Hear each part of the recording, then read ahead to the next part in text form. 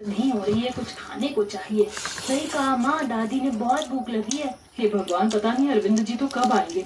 अब मुझे ही फिर से बाहर निकलना होगा। भूमिका ऐसे बोलकर घर से बाहर आ गई। बेचारी भूमिका दर दर भटक रही थी। हे भगवान, आगे कुआं पीछे खाई। घर जाती हूँ तो परिवार वालों के भूखे चेहरे देखने होंगे। यहाँ रहने से भी कोई फायदा नहीं। मेरा तो मन कर रहा है कि मैं अपनी जान ही दे दूं, लेकिन फिर मेरे छोटे छोटे बच्चों को कौन पालेगा।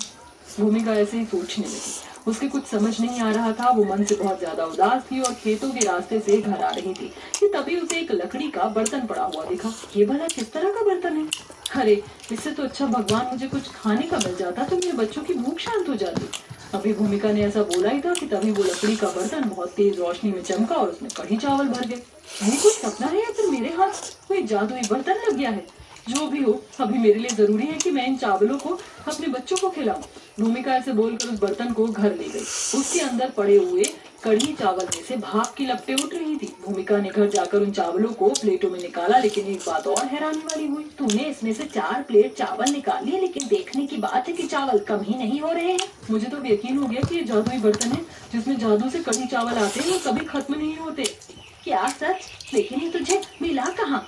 भूमिका ने गोमती को पूरी बात बताई। कहते हैं जिनका कोई नहीं होता उनके भगवान होते हैं। ये हमारी मदद परमात्मा की तरफ से हुई है बहू। जो ये जादुई बर्तन हमारे +9 181 189 90